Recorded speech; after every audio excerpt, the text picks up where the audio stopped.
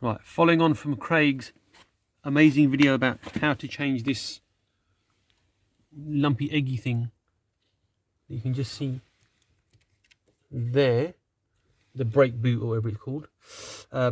Just an update on it. See that thing there? Come on, zoom in. Anyway, this stupid piece of technology. Right, that thing there clips into the back of this bracket up here, which means up there somewhere it gets stuck, so it doesn't come out. We spent 40 minutes trying to get it out. So if you have not just brakes, cruise control, then make sure you unclip that. Okay. And also inside the engine bay there's something else.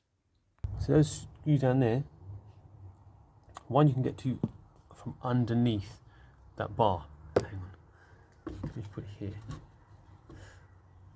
One you can get to from underneath this. Underneath that bar. The other one you've got to get through between these two pipes. That's too big. That's just right. But then as you take it off, it's the back of that hits the pipe. So you need to change that one. Or you can use these. I eventually used this. Look. Goes all the way through. That's quite a nifty bit of kit to have.